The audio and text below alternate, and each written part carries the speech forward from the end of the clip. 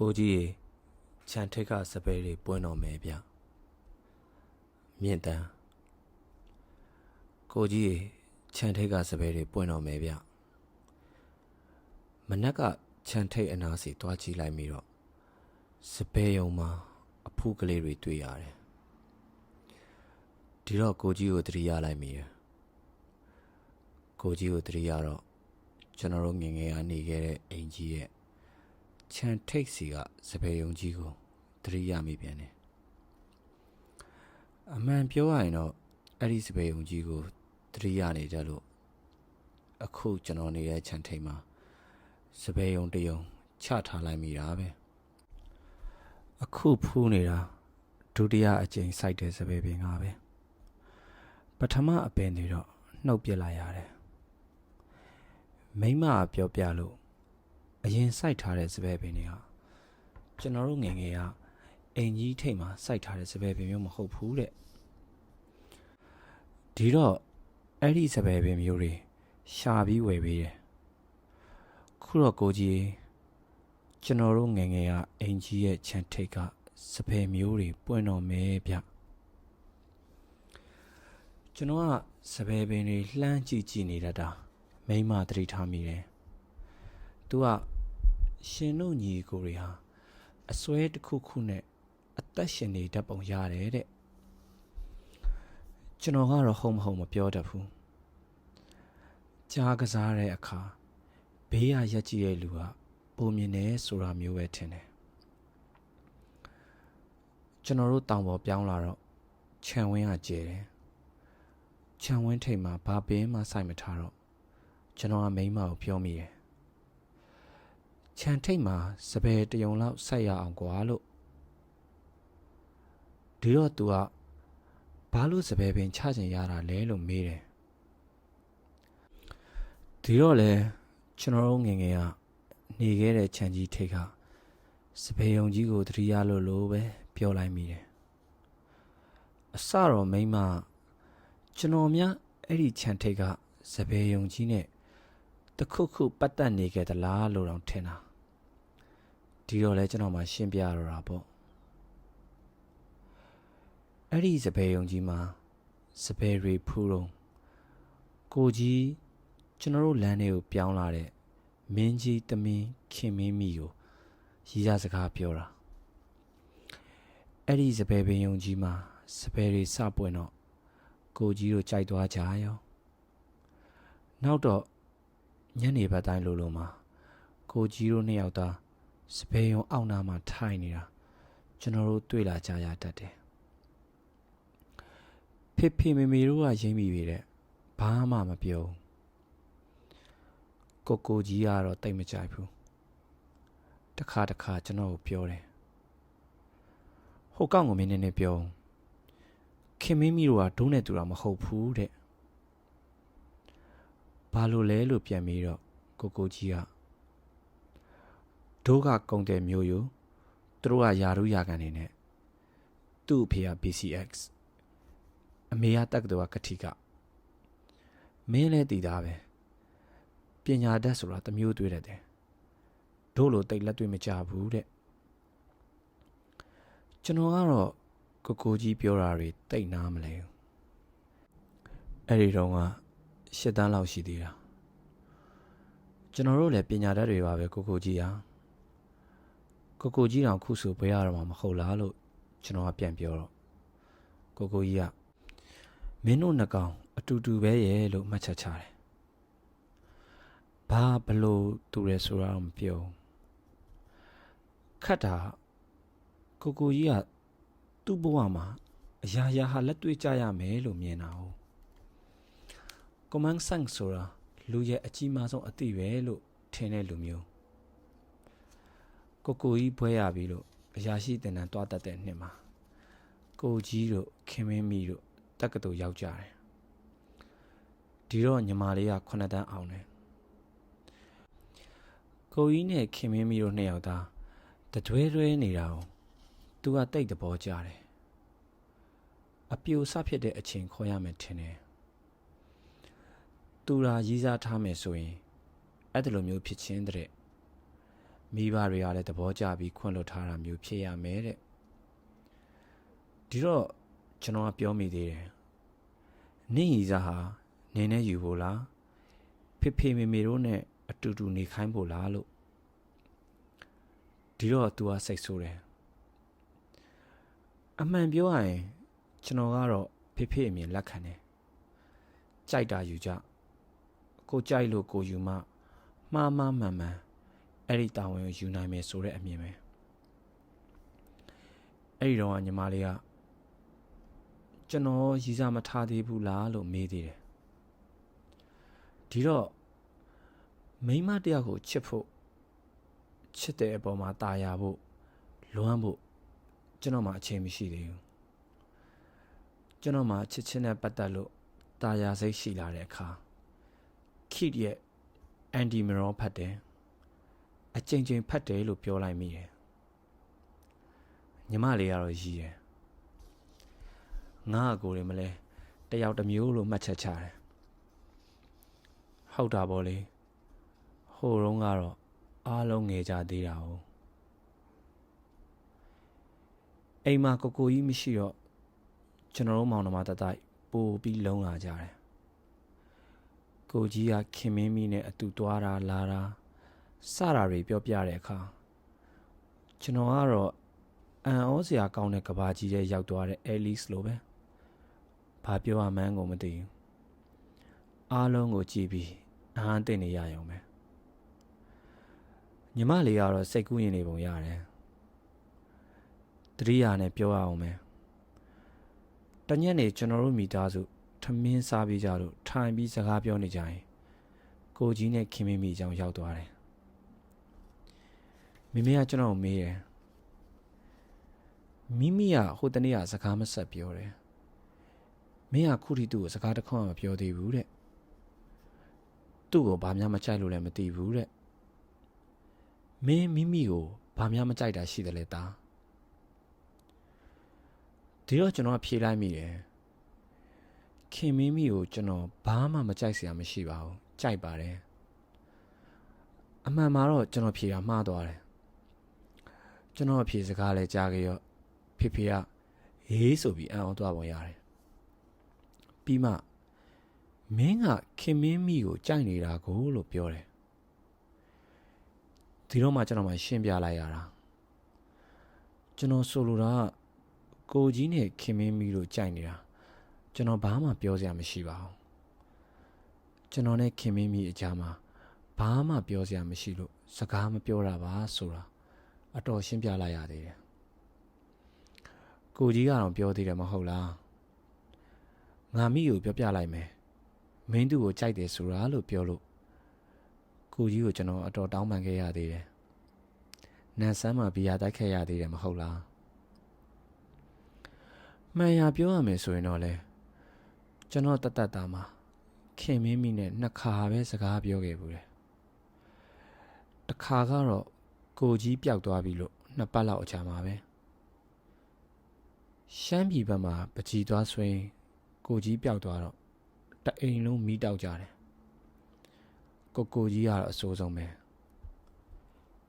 ဖေဖေမေမေတို့ကအလိုလိုက်ထားလို့ဒီကောင်တွေလှုပ်ချင်ရရှောက်လုံနေကြတာဘဝကိုစိတ်ကူးနဲ့ထိုင်ပြီးတိဆောက်နေကြတာဆိုပြီးကျွန်တော်တို့အပြစ်ဖို့တယ်ကျွန်တော်ကတော့ကိုကြီးကတက်တူဆက်မတက်တော့ပဲပကြီးပဲဆွဲတော့မယ်ဆိုပြီးသူ့ဘဝအတွက်သူတာဝန်ယူပြီးခီးထွက်သွားတာပဲဘဝကိုတိဆောက်ဖို့စိတ်ကူးကအစပဲလို့ပြောလိုက်တော့ကိုကြီးတိတ်ဆိတ်ဆိုပြီးကျွန်တော်တို့ချင်းထိုးမယ်ကြိတ်မယ်တော့ဖြစ်ကြရသေးတယ်ဖေဖေကတားလို့တာပဲအဲ့ဒီနေ့ကခမင်းမီတို့မိသားစုလည်းအိမ်မှာရှိတယ်အဲခန်းထဲမှာထိုင်ရင်ကိုကြီးချောင်းပြောနေကြတော့ခင်မင်းမီကကျွန်တော်ကိုကြည့်ပြီးရှင်တို့ညီကိုအတော်ချစ်ကြတာကျွန်မသိပါတယ်သူဘယ်ထွက်သွားမယ်ဘာလုပ်မယ်ဆိုတာမပြောခဲ့ဘူးလားလို့မေးတယ်အဲ့ဒီတော့အားလုံးကကျွန်တော်ကိုကြည့်နေကြတယ်ဒီတော့ကျွန်တော်ကပြောပြလိုက်မိတယ်ကိုကြီးနဲ့ကျွန်တော်တို့အကြားမှာပြောတာတွေတော့အများကြီးပဲ ဘယ်သွားမယ်ဘာလုပ်မယ်လို့တော့မပြောဘူးလို့ပြောတော့ခင်မင်းမီကထပ်မိတယ်ဘာတွေပြောခဲ့တယ်လဲတဲ့ဒီတော့လေကျွန်တော်ဖို့စကားကုန်ပြောစရာဖြစ်လာတယ်ကျွန်တော်တို့ကြားမှာပြောခဲ့တာတွေကိုဘသူကမှပြောပြနေစရာအကြောင်းမရှိပါဘူးလို့ပြောလိုက်တယ်ပြီးတော့မှကိုကြီးဟာပျောက်သွားတာပါပျောက်သွားတဲ့လူဟာတနေ့နေ့တနေရာမှာပြန်ပြီးပေါ်လာနိုင်သေးတာပဲလူတိုင်းဟာတနေရာမှာတစ်ချိန်ချိန်မှာပျောက်ဆုံးနေကြတာကြီးပဲပျောက်နေတဲ့လူကိုမျောနေနိုင်တယ်မျောနေတာဟာအပြစ်တစ်ခုမဟုတ်ဘူးလို့ပြောလိုက်မိတယ်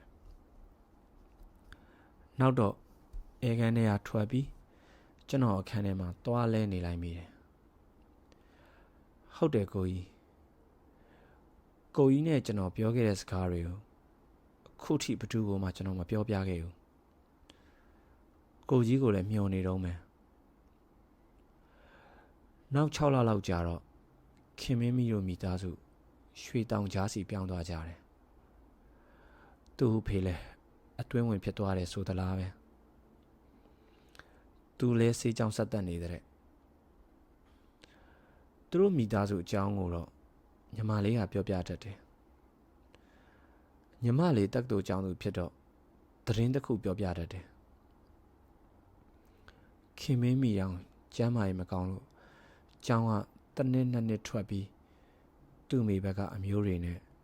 တောင်ကြီးမှာဆိုတာတွားနေသေးတဲ့နောက်တော့ဆေးကြောင်မှာပြန်ပြီးဆက်တက်တဲ့ကျွန်တော်နဲ့တော့ဘာဆက်တွေမှမရှိတော့ဘူးကျွန်တော်ကတော့ခြံထိတ်ကစပယ်ုံမှာစပယ်တွေပွင့်နိုင်အခန်းတကာဖွင့်ပြီးကိုကြီးကိုမျှော်နေမိတယ်နောက်ဆုံးကျွန်တော်တို့မိသားစုအိမ်ကြီးဟာအပီးပိုင်ထွက်ခဲ့ရတဲ့အထီးပဲလို့ပြောရလိမ့်မယ်ရေကြားမြေကြားအရက်တစ်ပါးစီမှာနေရတော့စပယ်ပန်းနဲ့ဝေးခဲ့ရတယ်ဒါပေမဲ့လည်းစပယ်ပန်းပွင့်ခြင်းဟာခေါင်းထဲမှာဆွဲနေသေးတယ်ဒီတော့လေကာလာတရားဟာကိုကြီးရဲ့ရှိနေခဲ့ခြင်းကိုသတိပေးနေခဲ့တယ်ကိုကြီးရဲ့ရှိနေခဲ့ခြင်းဟာခင်မင်းမိကနေခွဲပြစ်လို့မရနိုင်ဘူးခင်မင်းမိအပေါ်မှာကျွန်တော်အနေနဲ့တန်ရောစင်ရှိနေစရာအကြောင်းမရှိပေတဲ့လေသတိရစရာကရှိနေပြန်တယ်လွန်ခဲ့တဲ့6နှစ်လောက်ကတော့ခင်မင်းမိနဲ့ကျွန်တော်ပြန်တွေ့ရတယ်တညတော့လန်ဒန်မှာကျွန်တော်ရောက်ဖလင်များနဲ့ထမင်းစားနေတော့မကြီးကဆီယာမကြီးကရှင်တို့ညီကိုနဲ့အတော်ရင်းငယ်ပုံရတယ်လို့စရကပြန်ဆက်မိတာပဲခင်မင်းမိကဒီမှာလာပြီးဆရာဝန်လုပ်နေတာကြာလာပြီရဲ့ခုတော့အနားယူပြီး Gloucester ဘက်က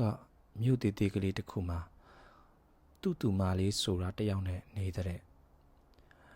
ကောင်းမလေးကတော့လန်ဒန်မှာ3ရက်နေပြီးတောက်ကြစနေလောက်မှအဲ့ဒီကိုပြန်တဲ့အဲ့ဒီတော့ဘာလို့မှမသိဘူးတူမလေးဆိုတာနဲ့တွေးကျင်စိတ်ဖြစ်မိလို့စကားပြောချင်လို့ပြောလိုက်မိတယ်ဒီတော့မကြီးကချက်ချင်းဖုန်းဆက်ပေးလို့ခင်မင်းမိရဲ့တူမကလေးဆိုတာရောက်လာတယ်ကောင်းမကလေးကအင်မတန်မူကြီးရဲ့ကိုကြီးရဲ့အမှုပညာတော်ဝင်ကောလိပ်ကိုဝင်ခွင့်ရဖို့ကြိုးစားနေရှာတာသူကသူ့တော်ပြောပြထားလို့ကိုကြီးတို့ကျွန်တော်တို့တွေအကြောင်းကြားဖို့နေတာဒီတော့သူကအချိန်ရရင်သူ့အတော်နဲ့တွေ့ပါလားလို့ပြောတယ်သူ့တော်လည်းအတော်ဝမ်းတာမှာပဲတဲ့ဘာကြောင့်မှမသိဘူးကောင်းမလေးပြောတာမငြင်းမိဘူးဒီလိုနဲ့နောက်တစ်ပတ်တောက်ကြနေညနေဘက်ကိုချိန်လိုက်ကြတယ်ခင်မင်းမီက Bottom on the Water မှာနေတော့ Oxford ကနေတိတ်မဝေးဘူးကျွန်တော်လည်းအဲ့ဒီကိုရောက်တော့သူတို့နဲ့မလန်မကန်က Chester House Hotel မှာနေလိုက်တယ်ညနေဘက်ကျတော့ခင်မင်းမီအိမ်စီကိုရှောက်သွားလိုက်မိတယ်အဲ့ဒါဒုတိယအချိန်ခင်မင်းမီနဲ့စကားပြောပြတာပဲအဲ့ဒီညနေကခင်မင်းမီနဲ့ပြန်တွေ့တော့ကျွန်တော်မမှတ်မိတော့အရင်က BCS သမီးတင်ကြီးကြီးလို့ကလေးတွေနောက်တဲ့ခင်မင်းမီမဟုတ်တော့ စပင်းတွေအတော်ဖြူပြီးပိန်လုံးလာတယ်အိမ်ပေါ်ကသူ့စာကြီးကမ်းမှာကျွန်တော်တို့ထိုင်စကားပြောဖြစ်တော့သူကပတင်းပေါက်ဘေးနားမှာထိုင်ရင်ဝင်စားနေရဲ့လက်ကျန်အယောင်တွေကိုလှမ်းကြည့်တတ်တယ်ရှယ်ရီစားတောင်းရင်ကျွန်တော်တို့ရောက်တက်ရာပြောပြကြတယ်သူ့ကိုကျွန်တော်ကဆရာမကြီးခေါ်လိုက်တော့သူကအဲ့ဒါလိုမခေါ်ဘူးတောင်းပန်ပြီးကျမဟာအတိုင်းပင်ခံစိတ်ပညာကူဆရာဝန်မကြီးဘွားကအနားယူခဲ့ပါပြီရှင်ခေါ်နေကြအတိုင်းပဲခင်မင်းမီလို့ပဲခေါ်ပါလို့ပြောတယ်ဒီတော့ကျွန်တော်မေးလိုက်မိတယ်ကျွန်တော်အထင်ခင်မင်းမီကကျွန်တော်ထက်2 နှစ် 3 နှစ်ပဲကြီးမယ်ထင်တာရိုင်းနေတော့မထင်ပါနဲ့ဘာဖြစ်လို့အနားယူလိုက်ရတာလဲကျမ်းမာရေးကြောင့်လားဒီတော့ तू ကပြုံးတယ်ဘာမှပြန်မပြောသေးပဲထိုင်ရကထသွားပြီးဝစ်စကီပလင်းတစ်လုံးနဲ့ဖန်ခွက်2 ခွက်ယူလာတယ်ကျမတို့ပြန်ဆောင်ကြတဲ့အထိမ်းအမှတ်အတွက်တောက်ကြရအောင်လို့ပြောတယ်ပြီးတော့မှဆက်ပြောတယ်ကျမဟာစိတ်ဝေဒနာခံစားနေရတဲ့လူတွေကိုကုခဲ့တယ်ကိုထင်မစင်စားမိဘူးညနေတိုင်းဒီနေရာမှာထိုင်ပြီးအပြင်ကိုကြည့်နေမိတတ်တယ်တနေ့တော့အဲ့ဒါလိုထိုင်ကြည့်ရင်ရှင်ပြောခဲ့ဘူးတဲ့စကားတစ်ခွန်းသွားသတိရလိုက်မိတယ်ပျောက်သွားတဲ့လူဟာတနေ့နေ့တနေရာမှာပြန်ပြီးပေါ်လာနိုင်သေးတာပဲလူတိုင်းဟာတနေရာမှာတစ်ချိန်မှာပျောက်ဆုံးနေကြတာကြီးပဲပျောက်နေတဲ့လူကိုမျောနေနိုင်တယ်မျောနေတာဟာအပြစ်တစ်ခုမဟုတ်ဘူးဆိုတာကိုသတိရလိုက်မိတယ်တကယ်တော့အမှန်ပြောရရင်အဲ့ဒီစကားလုံးတွေဟာကျမရှင့်ကိုကြီးကိုမျောနေတာပဲအဲ့ဒါလို့သိလိုက်တာနဲ့ကျမဟာတခြားလူတွေကိုကူသားပေးနိုင်ပြီတဲ့ကိုရောကူစားနိုင်ပါမလားလို့တန်တရားဖြစ်လိုက်မိတယ်အမှန်ပြောရရင်ကျမဝေဒနာဟာအယိုးဆွဲခဲ့တာပဲဒီနောက်တော့ကျမအလုပ်ကနှုတ်ထွက်လာပြီးနားနေပဲနေတော့တယ်ညနေတိုင်းမိုးကိုဆောင်ဝိုင်းစီကိုနေဝင်သွားတဲ့အထိကြည့်နေမိတယ်ရှင်ကိုကြီးနဲ့ကျမ3 လကွာတယ်ကျမငယ်တယ်ပြောနေရခင်မင်းမီယာနားပြီးဝစ်စကီတငုံလိုက်တော့ကျွန်တော်တို့ခြံထိပ်ကစပယ်ယုံကိုမှတ်မိသေးသလားလို့မေးတော့ခင်မင်းမီယာစပယ်နှန်းတွေကိုခုထိတစ်ခါသူရနေတော့မယ်လို့ပြောပြီးမိုးကုတ်စဝိုင်းစီလှမ်းကြည့်နေပြန်တယ်သူမျက်လုံးတောင်စွန်းမှာမျက်ရည်စတွေပေါ်လာတော့ကျွန်တော်လည်းမေးလိုက်မိတာအားနာသွားမိလို့မေးလိုက်မိတဲ့အတွက်ခွင့်လွတ်ပါလို့တောင်းပန်လိုက်မိတော့တယ်အဲ့ဒီမှာပဲခင်မင်းမီကစကားအဆန်းတစ်ခုပြောတယ်ရှင်ကိုခွင့်လွတ်ပါမယ်ဒါပေမဲ့ကျမပြောချင်တဲ့စကားတွေကိုရှင်နားထောင်ရမယ်ရှင်ပြောဘူးတဲ့စကားတစ်ခုရှိတယ်ရှင်တို့ညီကိုအကြားမှာပြောခဲ့တာတွေကိုဘသူကိုမှပြန်ပြောနေစရာအကြောင်းမရှိပါဘူးဆိုသလိုပဲအခုကျမနဲ့ရှင်ရဲ့အကြားစကားတွေကိုဘသူကိုမှပြန်မပြောပြဘူးဆိုတာဂရုပြုရလိမ့်မယ်တဲ့ကျွန်တော်ကဂရုပေးလိုက်အောင်လည်းမကောင်းကျွန်တော်အမြင်မှာတော့သူဟာကိုကြီးရဲ့တစ်စိတ်တစ်ပိုင်းပဲလို့တော့မြင်လာမိတယ်ကိုကြီးကိုတန်ဖိုးထားသလိုသူ့ကိုလည်းတန်ဖိုးထားတဲ့အကြောင်းပြောပြလိုက်မိတယ်မကြခင်သူ့မကလေးဆိုတာလန်ဒန်ကပြန်ရောက်လာတော့သူတို့အိမ်မှာပဲညစာစားဖို့ပြောလို့ကျွန်တော်လည်းညစာစားပြီးအတော်ညံ့တဲ့အထိထိုင်စကားပြောပြခဲ့ကြတယ်သူ့မကလေးကသူဆွဲထားတဲ့ပုံညံနေပြတော့